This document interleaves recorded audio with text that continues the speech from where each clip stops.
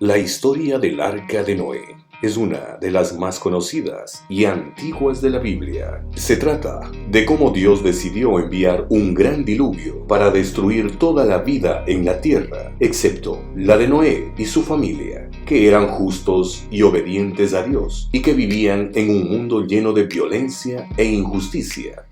En esta entrega de la serie Buscando la Verdad, nos inmiscuiremos en los pormenores del suceso, pero de una manera diferente, ampliando la información encontrada a lo largo del tiempo y tratando de cotejar datos sueltos del relato. Un día, Dios le habló a Noé y le dijo que iba a enviar un gran diluvio para destruir toda la vida en la tierra, porque se había arrepentido de haber creado al hombre. Sin embargo, Dios le dijo a Noé que él y su familia se salvarían, porque habían hallado gracia ante sus ojos. Dios le ordenó a Noé que construyera un arca, una enorme caja de madera con 3 pisos y muchos cuartos. El arca debía tener una ventana, una puerta y un techo, y estar cubierta de brea por dentro y por fuera para que no le entrara el agua. Dios le dio a Noé las medidas exactas del arca, que debía tener 300 codos de largo, 50 de ancho y 30 de alto. Un codo era la distancia entre el codo y la punta del dedo de una persona, unos 45 centímetros. Así que el arca medía unos 135 metros de largo, 22.5 metros de ancho y 13.5 metros de alto. Dios le dijo a Noé que llevara al arca una pareja de cada especie de animal, macho y hembra, y 7 parejas de los animales limpios, es decir, los que se podían comer y ofrecer en sacrificio. También le dijo que llevara toda clase de aves y que almacenara suficiente alimento para él, su familia y los animales. Noé obedeció a Dios y empezó a construir el arca con ayuda de sus 3 hijos, Sem, Cam y Jafet.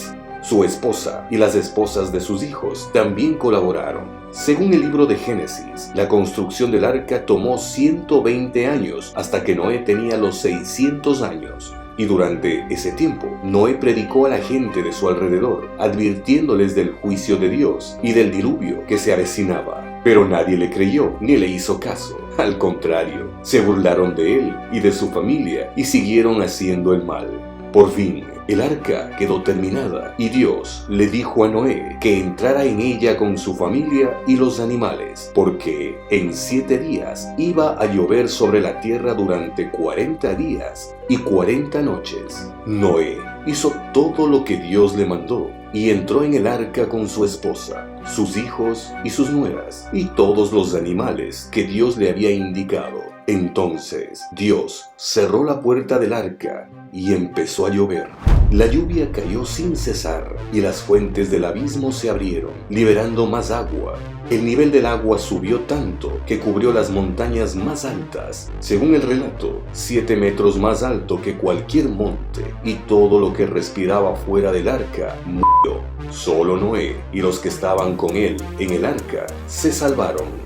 El arca flotó sobre las aguas durante 150 días, hasta que Dios hizo que el viento soplara y las aguas empezaran a bajar. Noé abrió la ventana del arca y soltó un cuervo que iba y venía buscando tierra seca. Luego soltó una paloma, pero ésta volvió al arca. Noé esperó otros 7 días y volvió a soltar a la paloma, que esta vez regresó con una hoja de olivo en el pico, lo que indicaba que habían árboles. Noé esperó otros 7 días y soltó de nuevo a la paloma, que ya no volvió. Noé quitó el techo del arca y vio que la superficie de la tierra estaba seca. Entonces Dios le dijo a Noé que saliera del arca con su familia y los animales y que se multiplicaran y llenaran la tierra. Noé salió del arca y construyó un altar a Dios y ofreció sacrificios de los animales limpios en señal de agradecimiento y adoración. Dios se complació con el aroma de los sacrificios y prometió que nunca más destruiría la vida con un diluvio. Dios bendijo a Noé y a su familia y les dio el dominio sobre los animales. También les dio el arco iris como señal de su pacto con ellos y con toda la creación. El arco iris es un recordatorio de la misericordia de Dios que no olvida su promesa de preservar la vida en la tierra. Hay diferentes opiniones sobre cuándo ocurrió el diluvio universal según la Biblia. Algunas fuentes dicen que fue en el año 2348 a.C., otras en el año 1656, después de la creación de Adán y Eva, que sería alrededor del 2300 a.C., y otras en el año 967 a.C. Estas fechas se basan en diferentes cálculos y supuestos sobre la cronología bíblica y la duración del diluvio. Sin embargo, ninguna de estas fechas tiene una evidencia científica o histórica concluyente, y son objeto de debate y controversia. Además, hay otras tradiciones religiosas que tienen sus propios relatos sobre un diluvio universal que pueden variar en los detalles y las fechas. Por lo tanto, no se puede afirmar con certeza cuándo ocurrió el diluvio universal, ni siquiera si ocurrió realmente. Vale la pena recalcar que la narrativa del diluvio universal se encuentra presente en al menos 200 relatos de diferentes culturas de todo el mundo, y muchas de ellas más antiguas que la religión cristiana. El Arca de Noé es una de las historias más antiguas y conocidas de la Biblia, pero también se encuentra en otras tradiciones religiosas como el judaísmo, el islam y el zoroastrismo. Estas tradiciones tienen algunas diferencias en los detalles, como el nombre, la ubicación de la montaña donde se posó el arca, el número y el tipo de animales que entraron en el arca, y el nombre del hijo de Noé que lo maldijo. Esta embarcación ha sido objeto de muchas búsquedas e investigaciones a lo largo de la historia, pero ninguna ha logrado encontrar evidencias concluyentes de su existencia. Algunos exploradores han afirmado haber visto o encontrado restos del arca en diferentes lugares, como el monte Ararat en Turquía, el monte Yudi en Irak o el Valle de los Ocho en Irán, pero sus hallazgos han sido cuestionados o refutados por otros expertos. El Arca de Noé también ha inspirado a muchos artistas, escritores, cineastas y músicos que han creado o reinterpretado la historia en diferentes medios y géneros. El Arca de Noé también ha sido utilizada como una metáfora o un símbolo de diferentes conceptos o situaciones, como la perseveración de la biodiversidad, la supervivencia ante una catástrofe, la obediencia a la voluntad divina, o la esperanza de un nuevo comienzo. Algunos ejemplos son el proyecto Arca de Noé, una iniciativa para conservar las semillas de las plantas en peligro de extinción. El Museo del Arca de Noé, una réplica del arca en Kentucky. O el arco iris, una señal del pacto entre Dios y la humanidad después del diluvio. Según una leyenda judía, el arca tenía una piedra preciosa que iluminaba el interior y permitía a Noé distinguir el día de la noche. Según el Corán, el hijo de Noé se negó a entrar en el arca y prefirió subir a una montaña, pero las aguas lo alcanzaron y murió. Noé le pidió a Dios que lo perdonara, pero Dios le reprochó que no era su verdadero hijo, sino el fruto de una mala acción. Según una tradición cristiana, el arca contenía una reliquia muy importante: el cuerpo de Adán, el primer hombre, que fue enterrado en el monte Ararat por el ángel Miguel. Noé lo llevó consigo para evitar que se corrompiera con el diluvio. Hay otro motivo que explica por qué Dios quería eliminar a los Nefilim con el diluvio. Los Nefilim eran el resultado de una unión antinatural entre seres malignos llamados vigilantes o ángeles caídos y mujeres humanas. Estos seres eran gigantes, violentos y corruptos que causaban estragos en la tierra y oprimían a la humanidad, según el relato bíblico de Génesis, capítulo 6. Los gigantes aparecieron en la tierra cuando los hijos de Dios se unieron con las hijas de los hombres para tener hijos con ellas, y también después. Ellos fueron los famosos héroes de los tiempos antiguos.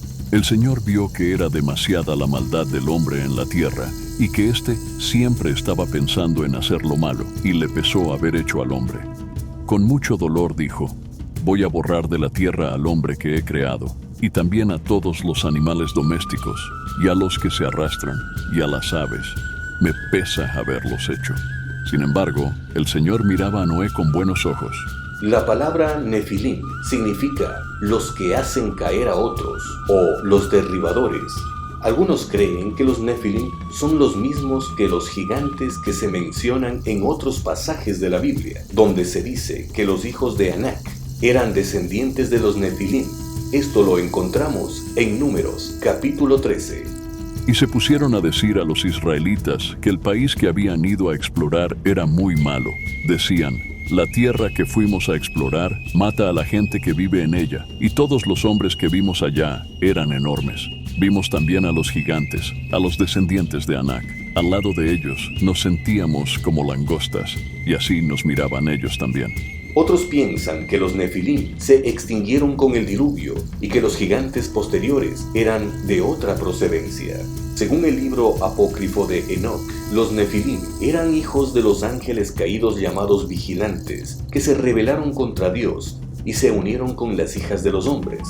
Estos ángeles les enseñaron a los humanos conocimientos prohibidos, como la magia, la astrología, las armas y las joyas. Estas prácticas aumentaron el pecado y la maldad del mundo y provocaron la ira de Dios.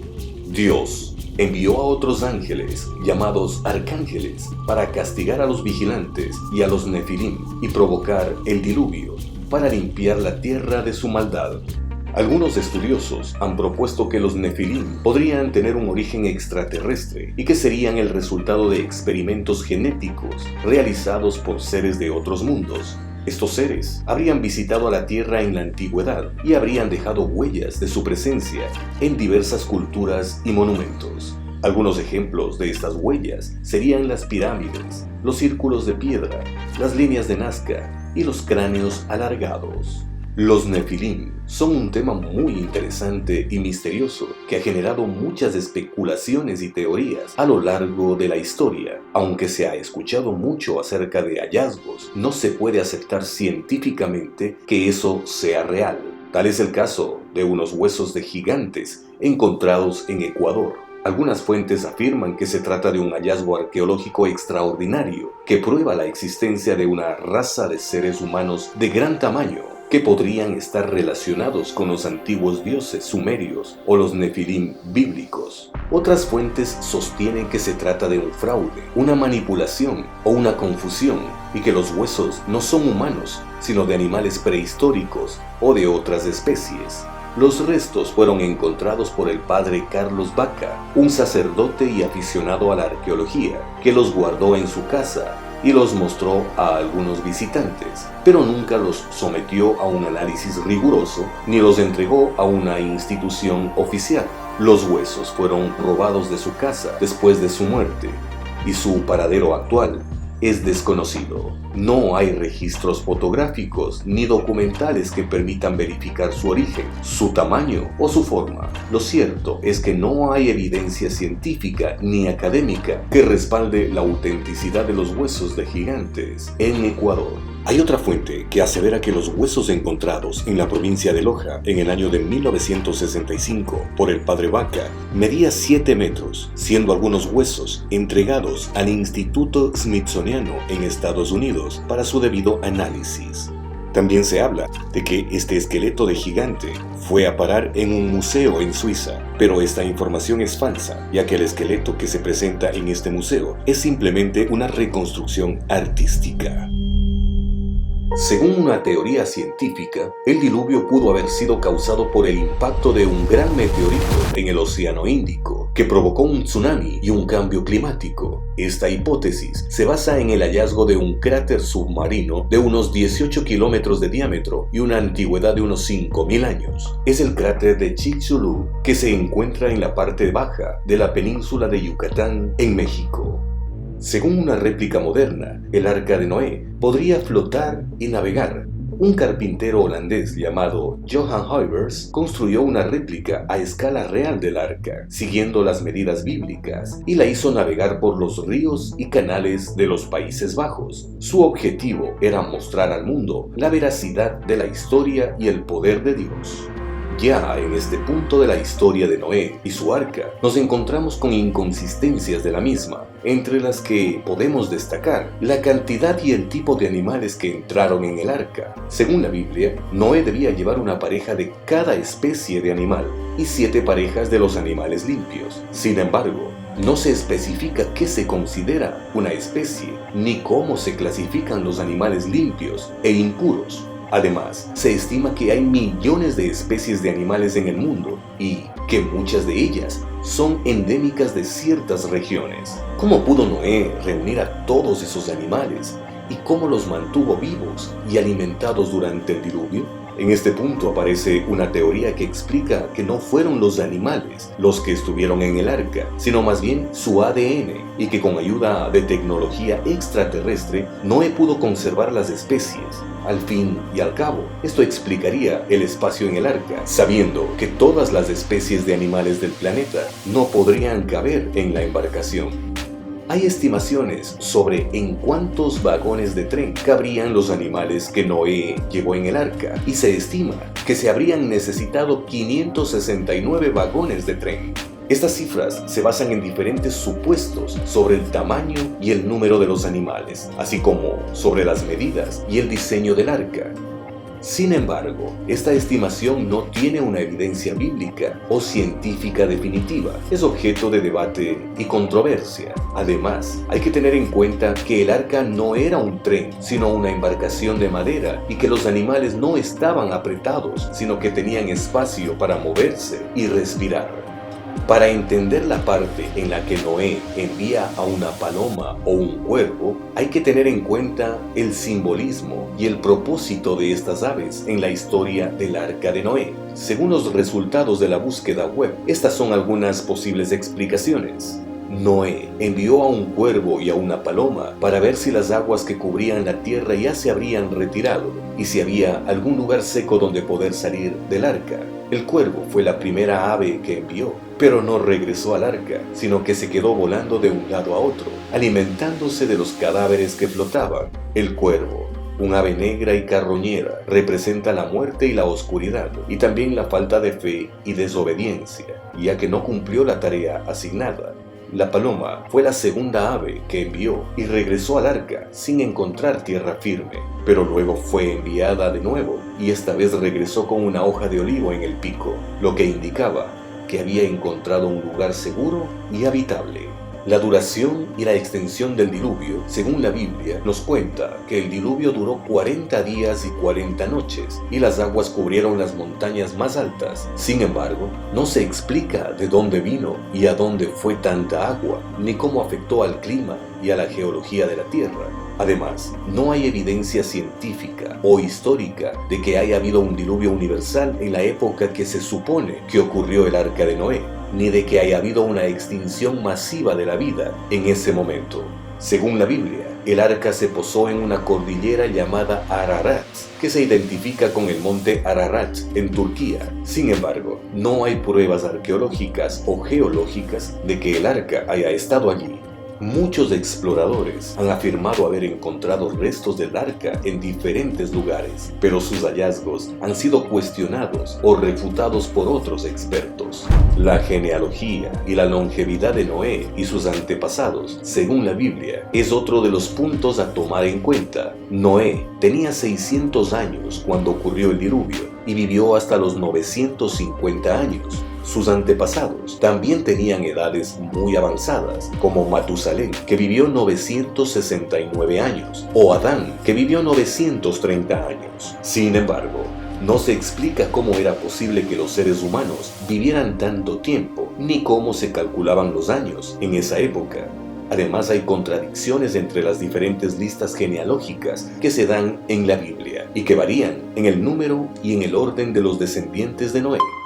La reproducción y la diversidad de los animales después del diluvio. Según la Biblia, los animales que salieron del arca se multiplicaron y se esparcieron por toda la tierra, dando origen a las distintas especies que hoy conocemos. Sin embargo, no se explica cómo se produjo la evolución y la adaptación de los animales a los diferentes hábitats, ni cómo se evitaron los problemas de la endogamia y la consanguinidad. Además, hay animales que tienen características muy específicas, como los marsupiales, los pingüinos o los osos polares, que no se pueden explicar por una simple variación de los animales que encontraron en el arca.